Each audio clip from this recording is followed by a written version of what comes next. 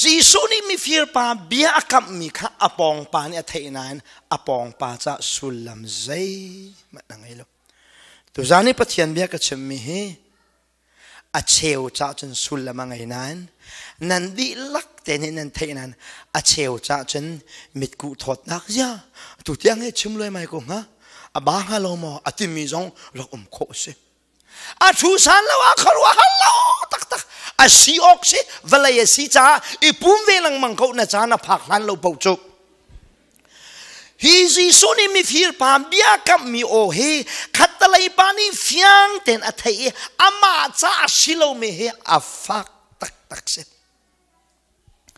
bia kai halton mi cho hi mi fir pa he Jisu ni paradise Keimah he kan kai ti lai ti avunti bake Jisu he aniton khan romral ka pol ni hlai vundot na salo athir kha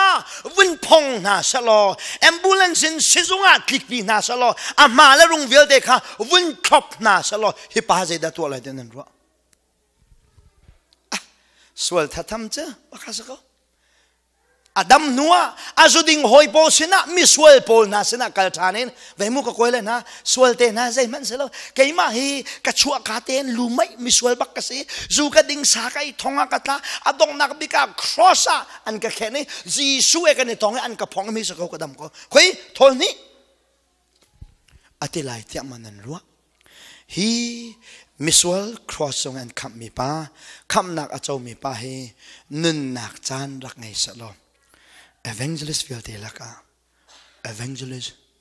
min thang bik sanga ngai adu tak tak lai mi chup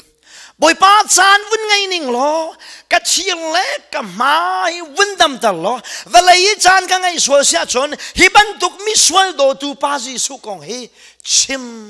kadu veti he pani atilai na in pathian ni aran ve lo cha chim nak chan ngai lo ten boy pa he zongzal anedin la phua tu pani la phua mi chu kakut long en mo ka kai lai kham boy Jisu ton okati chu kakut long en mo ka kai lai kham boy Jisu ton okati mi la phua tu pa he tholo mai peki phanga pek lai sak ok tuk tak kesalo phangkat pek lai sak ok tuk tak kesalo khalau tau tai bak ve lo we van kai lai achet lo na khase piang thal po kan itu kakut long en dia kan ti kan tholom vial te la ka asop chem kha kan vun po ri khaban tuk tuk tak cha phua mi la selo la phua tu pa ni la phua mi cho ama pian thar nak le pathian don na thei nuwa chu thong tha chu mi dang sina chimen khalau tau pakhat kai ve lo we Jisu ton lai amai akha lo nak hlas mai le na sakte ka mo zang dam tukin sati lai chi